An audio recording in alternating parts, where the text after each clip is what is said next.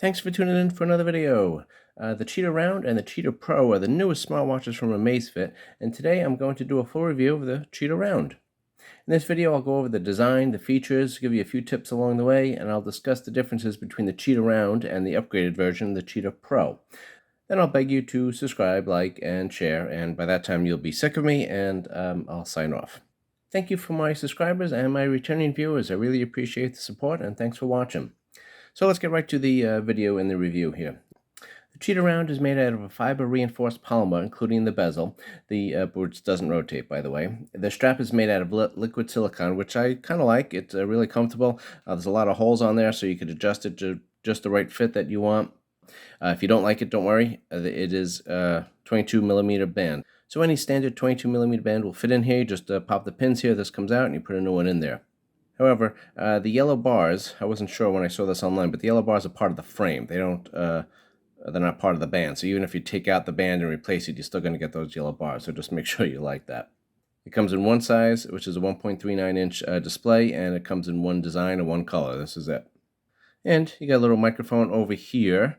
The one thing they took away is there was a speaker on here on previous models like the GTR 4, which they took away on the Cheetah Round. I'm not really sure why they did that. That's a little disappointing. So you got two buttons here. You got the crown on top here, which you can push once for a function and then push and hold for another function. And then you got the button on here, which is just push once, and that gives you a function. These are all customizable, so you could have them do whatever you want. By default, it's set to open up your app drawer, and if you press and hold, it opens up Alexa, which again you could take off if you don't like that. And then down here, this just opens up your workout. The crown rotation here is very accurate, and you get a haptic feedback, which kind of tells you that you're moving it and how much you're moving it as you're clicking through things. If you don't like that haptic feedback, it's really easy to change. You just go down here, we just get into settings, and it's going to be in sound and vibration. And if you go down here, the crown vibration, you can just toggle that on and off if you want. I like to keep it on because I like that feedback, but if you don't, easy to toggle off. So the buttons on these are 100% customizable. You can have them do anything you want, so really easy to do that. I'll show you on another video all the customization that you can do, and I think Amazfit does a good job with that, so because almost everything is customizable. But I'll spend some time on another video where I'll go over all the features and how to customize everything, so subscribe and stay tuned for that. So let's get to the display. Like I said, it's a 1.39-inch AMOLED display, which is great. It's an anti-glare lens and anti-fingerprint. The resolution is 454 by 454, which gives a PPI of 326. However, the thing I don't like is that the front glass here is just tempered glass, which is not the most durable.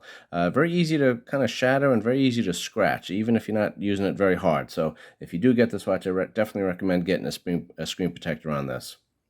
So kind of unique feature on this is that you can change the app icons, which is kind of unique. So these are the icons here. You can see what they look like. So if you don't like those icons, we just go into here. We're going to go into settings, and then we're going to go into display. This is just to show you kind of a couple of things that's available on the watch and what you can change. So you go into theme style, and you got this one by default.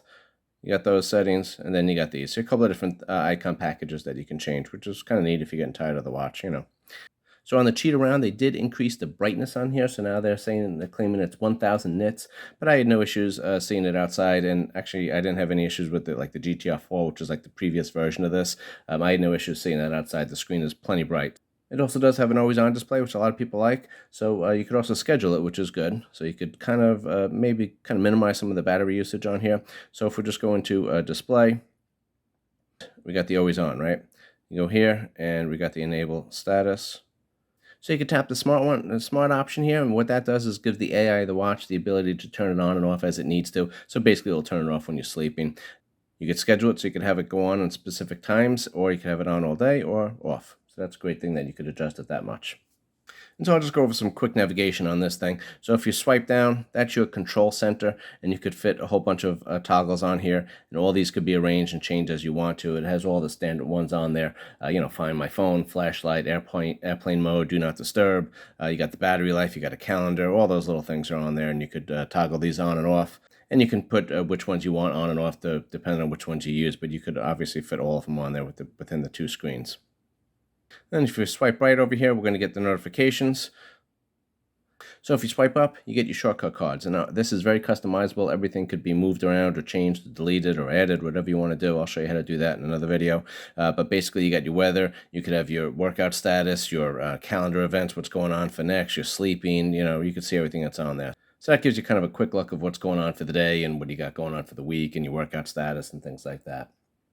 If you hit the crown button, you get into your app list.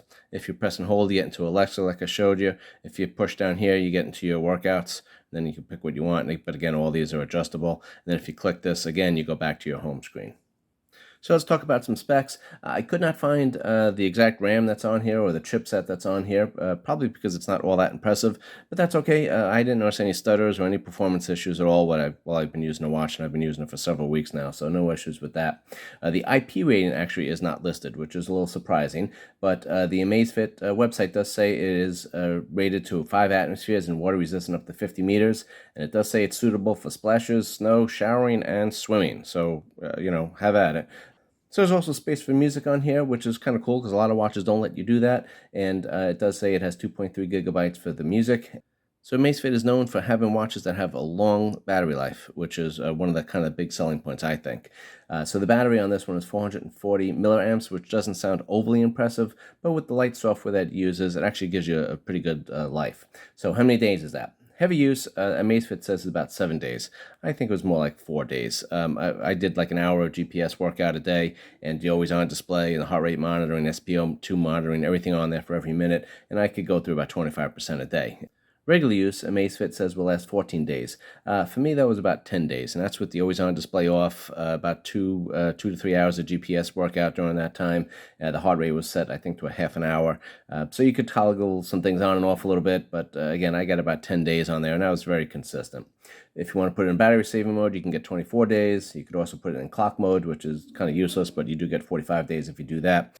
So for a full charge, it takes about an hour, 45 minutes to 2 hours to charge this. So not a very quick charging. And the bad thing is no wireless charging on here. You still need to use the proprietary cable here, which is similar to the other Amazfit watches.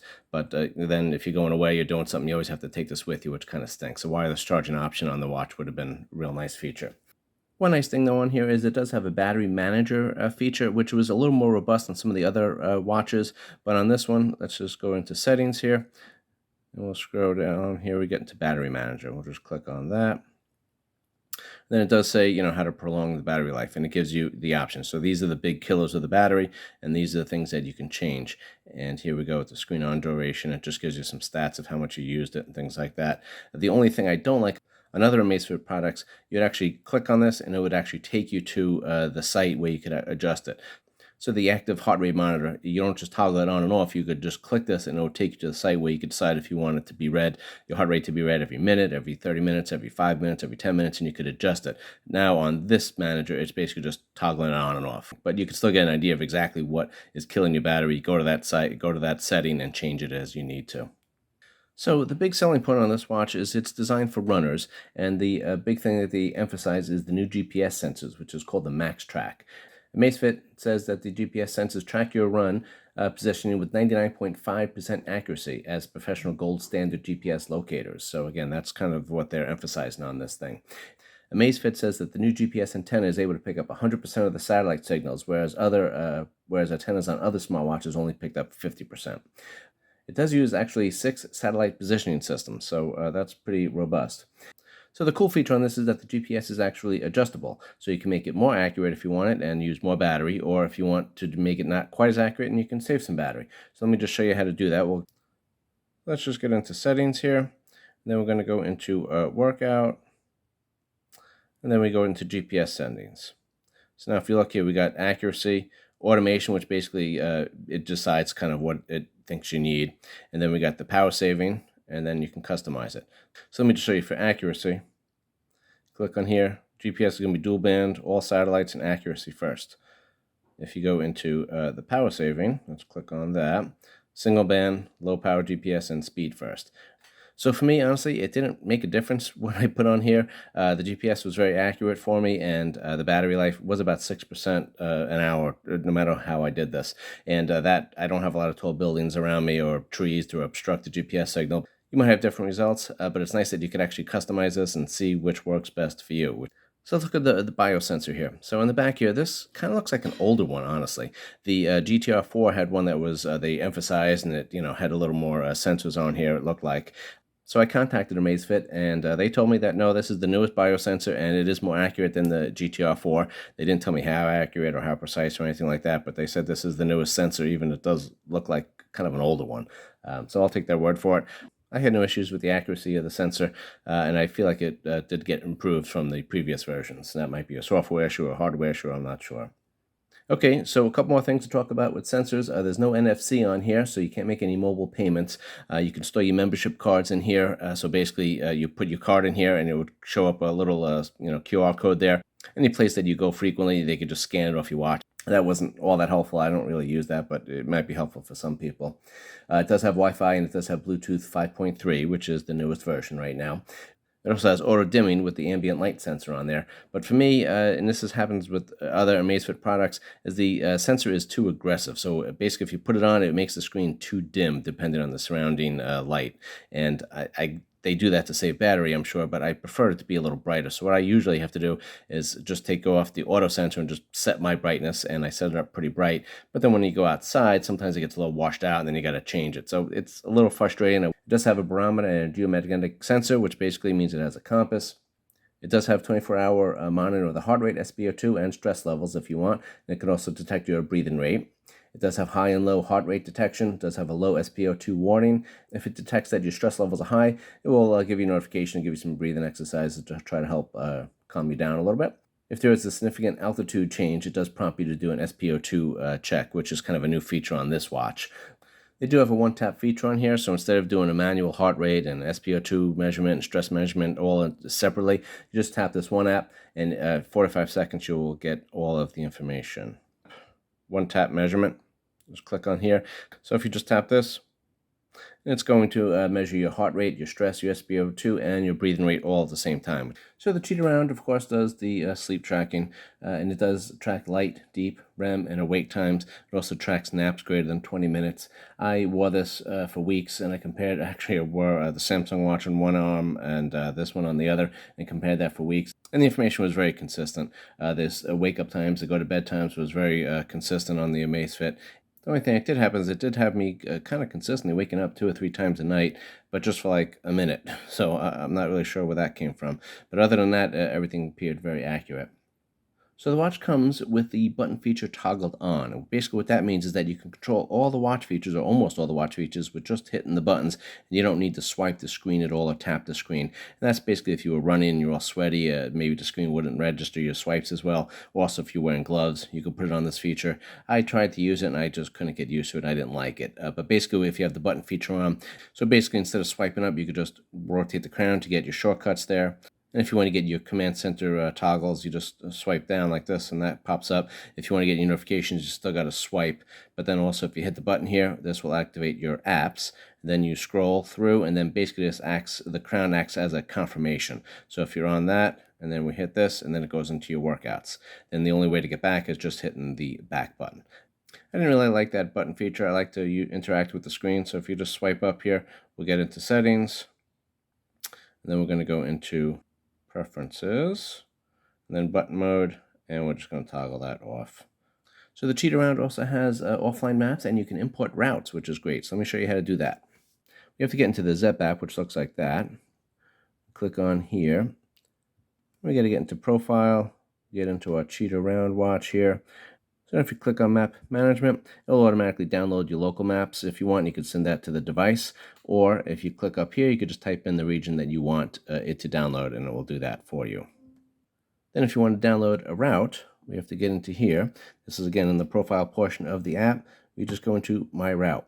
Now, I have a GPX file that I downloaded into here, and all you need to do is once you get the GPX file onto the phone, then you just have to share that with the Zepp app. Then you can click on it here. Then it will show you the information there. Now this is on the phone. Now if you want to get it to your watch, you actually have to send it over there. So you click these 3 dots here, and then we send to device.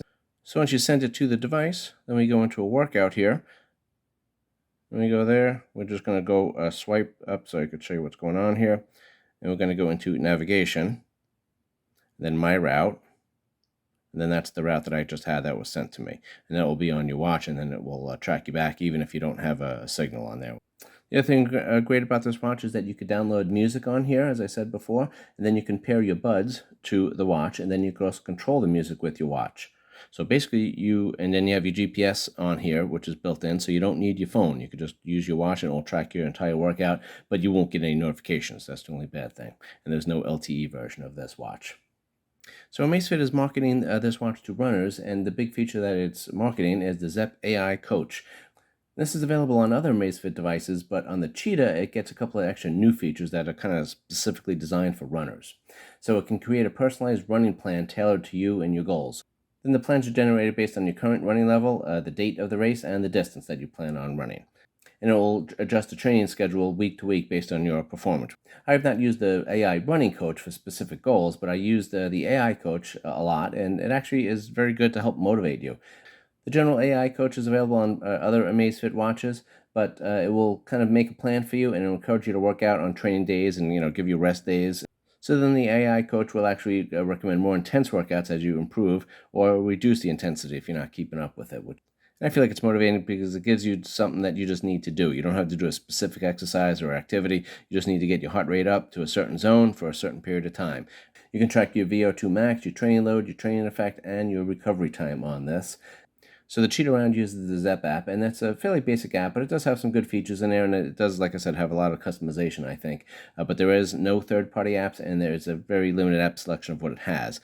So let me just show you the apps that are available on the watch. It has all the basics on here. You could kind of just read through them. I'm just showing you what you get because, like I said, I like to see everything I'm getting into before I buy the watch. And then a couple extra features on there.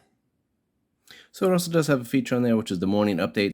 You just got to get into the Zepp app, get into the profile here, get into our watch, and then we're going to go down in here into watch settings. Then we scroll all the way down to the bottom, morning updates. And so you can toggle it on and off. Again, basically it's just a notification in the morning, and if you don't want it, you can toggle it off. But then you could click on here, and this is the content that you could adjust here. This is the information it will give you. So now it does have two assistants on here. So we got the Amazon Alexa. You just got to push and hold here. What is 5 times 5? So there you go. There is a microphone on here, so you could speak to Alexa, but it will not be able to speak anything back because there is no speaker. So any answer to the questions will just be displayed on the screen. You also do have another assistant that is an offline assistant that is basically by Amazfit. And what this is you could kind of just open up any apps or start functions without having to hit anything. So I'll just show you how to use this here. Open stopwatch. I'll do things like that. Start outdoor running. And again, you could do things like that. You could set alarms, and there's a couple other features that you can do on there. If you go to the Zepp app, it will be all listed in there, all the functions that are on there.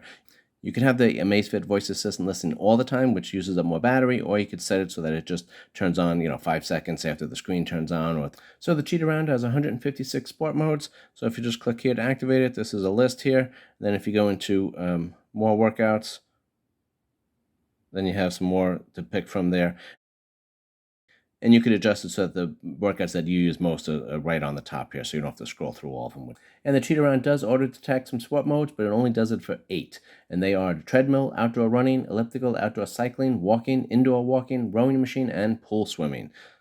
Another cool feature that I added on the Cheetah Round is it can automatically detect 25 different strength exercises. So basically, you just go to the gym, and it will track your sets, your reps, and your rest time. And then when you're done, you get home, you look at your Zepp app, and then it will show you which muscle groups you trained. It recognizes that you started your set, it recognizes when you finished, and it will start counting, and then it recognizes when you start your next set. So we're going to get into the Zepp app. And this is in the home page. And so I edited some of these. Let me just show you one that I did in here. It would have to be in strength training. That's the workout that you pick. Then you click on this, and it gives you some detailed information there. And then it kind of shows you your muscle groups that you were used. And then this is all the sets that you did. And these were, like I said, some of them were right, some of them were wrong. I guess about 60% of them were accurate. Kind of a cool feature, but not quite ready for prime time yet. It kind of gave you a little bit of an idea of what you were working out, but I don't know how helpful it might be. But you can edit all these, and then you can put in exactly what exercise you were doing if you want to keep track of it, and then that might be a little more useful.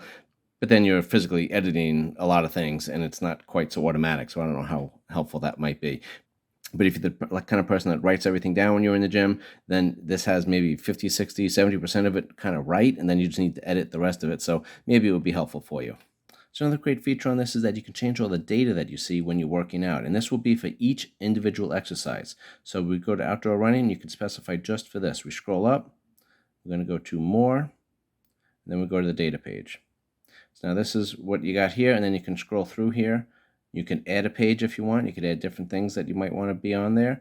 So if you got pace and you don't really care about that, so we just click it, and then you can put whatever else you want on there. You can put any of these things on there. So let's go into altitude. You can pick your elevation. Now that is listed on there. So that's kind of great. And then again, all this could be saved, and this is just for your outdoor running. If you're doing your treadmill or you're doing anything else, you could change your data set so different things pop up on here. So Amazfit puts your heart rate into different zones, and it will have a color for each zone. As your heart rate changes, the color changes, which is great. So let me just show you what that looks like. The Amazfit also has a PAI assessment, which basically just gives you a value from 0 to 100 on a weekly basis. And it basically is just based on how intense your workouts are and for how long they are. It will give you, your goal is to get to 100 for each rolling week, which is kind of nice because if you take a day or two off, that's okay. So for the PAI, the max you can get in one day is 75, so you have to do it at least over 2 days in the week. But you could be off for 5 days and just have 2 days of intense workout and hit the 100 points, which is great. So to track the accuracy, I had one watch on one wrist and another one on the other wrist, and I just basically did everything. Wore it for the day for doing the step counters, used it for the GPS distances and getting the speeds and the heart rate and all that kind of stuff, and everything was basically within 1% of what my Samsung watches were doing, and I felt like those were pretty accurate. The Amazfit occasionally in the past would be very accurate, but then all of a sudden would just have a crazy heart rate, like 20 or 30 beats higher or lower than it was supposed to be, but then it would correct after just a few minutes. With the Cheetah Round, I noticed that very infrequently. So I think either the software or the hardware has improved, or maybe both. So let me just talk about watch faces, because I like to change mine like every day. So let me just show you what the options are available here. You got to get into profile, get into Cheetah Round, and get into watch faces. And then this is what they have here. And there's groupings of it here. Then if you hit more, you'll get a few more that are there. By my estimation, like half for free and half for $1 or two, so you can decide what you want. And if you don't like those categories, you could just click this, and then it will give you all the watch faces, and you can just go through them. All the free ones are listed first, and then the ones that are charged are on the bottom of this. I also want to show you, you got all these watch faces, but you could also customize it and put your own photo on here if you'd like. So if you could just go to the custom background one here, this, then you just pick one. And then you could add the background of the watch face. You could just change it, just hit plus. Then you could either take a photo, or you could just take a photo from your gallery and put it on there. So that's kind of neat if you want to fool around with that. So let's wrap this up. Is this watch for you? So Amazfit markets this watch for runners, but it has most of the same features as the GTR 4, which I think is kind of like the previous generation of this. And the GTR 4 is a great fitness watch also. It's cheaper than this one. It's more likely to be on sale because it's an older watch. It does have a bigger screen on there, and it does have a speaker, so you could take and make phone calls with it, which you can't on this one. It does also have a slightly bigger battery and a slightly better battery life. But it also only has tempered glass as the display. So again, if you do get that one, or the GTR 4, I do recommend getting a screen protector on that one. So the Cheetah Round is a good watch as well, especially if you need the big features of the watch, which are geared more towards runners, which is the more accurate GPS, the AR running coach, the offline maps, and the GPS offline route support, which is great. Now, what about the Cheetah Pro? Well, it's very similar to the Round. All the internals are basically the same. The battery life, the sensors, the GPS, all that stuff is exactly the same. The differences are the look. This is the Cheetah Round, obviously. You can see what that looks like, and I'll show you what the Cheetah Pro looks like. The Cheetah Pro has the same body material as the Cheetah Round, but the Pro does have an upgraded bezel material, and it's made out of a titanium alloy. It does also have a larger screen, which is 1.45 inches instead of the 1.39 inches on the Cheetah Round. The Pro is also slightly lighter, slightly better screen resolution, but I don't think you would be able to notice the differences on that. The big difference, I think, is that the Cheetah Pro has a screen that's made out of Corning Gorilla Glass 3, not tempered glass like the Cheetah Round. So that's definitely much more durable, and if you're rough on your watches, I definitely consider upgrading to the Cheetah Pro. The Cheetah Pro also does have a speaker, so you can make and take calls when you connect it to your phone. There is no LTE version on that one either. But those few differences do come with a higher price tag. So the Cheetah Round in the US is $229, whereas the Cheetah Pro is $299. So it'll be up to you to decide which one is right for you. I hope this review was detailed enough for you and it was helpful, and if it was, please subscribe, like, and share. That would be really great. I do appreciate all the support, and I will go into another video on this where I'll show you how to customize some more things on here and just get into some more tips and features. Thanks for watching, and I will see you on the next video.